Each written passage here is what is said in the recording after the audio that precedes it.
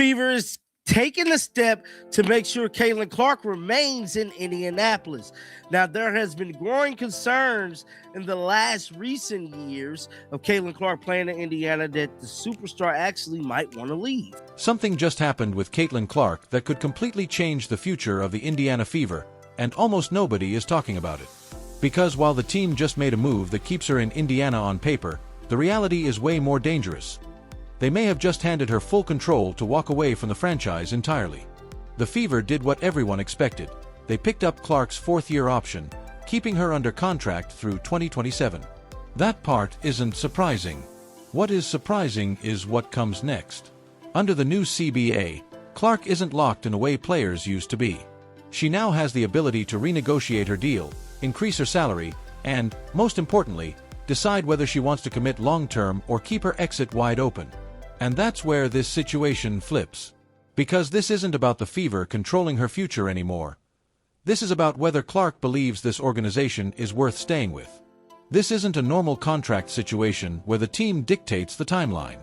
This is a rare moment in the WNBA where a superstar can quietly evaluate everything: coaching, front office decisions, roster building, and make a calculated decision on whether to stay or leave at the peak of her power. And every move the Fever make from this point forward is being watched. And here's where things get uncomfortable for Indiana. Because if you're Caitlin Clark, you're not just thinking about money, you're thinking about trust. And last season may have already damaged that more than people realize. Instead of repeating mechanics, she doesn't have to rush into anything. She can take her time, play through this deal, and if the situation doesn't improve, she hits 2027 as the most valuable free agent the league has ever seen.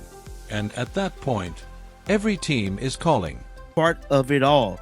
Because, to be honest with you guys, Caitlin Clark do not have to add an extension. She could just take the contract up until 2027 and opt out and choose to leave. Now, this is the Indiana Fever front office trying to show solidarity, I believe, with Caitlin Clark. Teams like New York Liberty or Los Angeles Sparks aren't just hypothetical.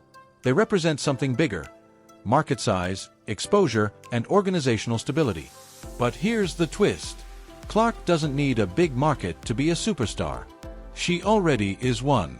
So the real decision won't be about fame. It'll be about who gives her the best chance to win and the environment she actually trusts. So this isn't just a contract update. This is a countdown. The Fever have time, but not much room for error. Because if they don't prove they can build a real contender, fix the internal issues, and earn her trust, then in 2027, the biggest star in women's basketball won't just test free agency. She could redefine the entire league overnight.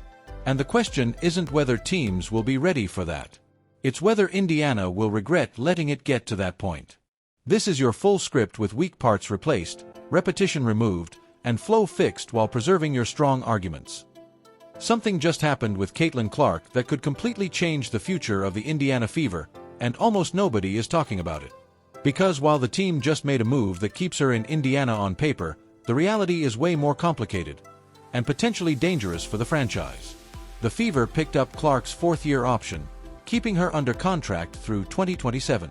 That part was expected. Letting a generational player walk early was never realistic. But under the new CBA, this move doesn't lock her in, it gives her flexibility. She can renegotiate her salary, increase her value, and decide whether Indiana is where she wants to stay long-term, or simply ride this deal out and walk into free agency at the peak of her career. And that's where everything changes. Because this situation isn't about control, it's about evaluation. Clark now has time to watch everything: how the front office operates, how the roster develops, and whether this team is actually serious about competing. And that brings us to the biggest concern. Last season, the way her injury was handled raised real questions. There was no clear communication, timelines kept shifting, and fans were left guessing for months. Whether those decisions were strategic or mismanaged, the damage was the same: trust took a hit. And here's where things get uncomfortable for Indiana. Because if you're Caitlin Clark, you're not just thinking about contracts. You're thinking about whether this is an organization you can rely on when it matters most.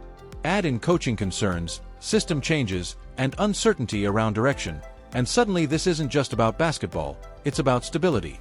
And if that stability isn't there, she doesn't have to commit. She can take her time, play through this deal, and enter 2027 as the most valuable free agent in the league.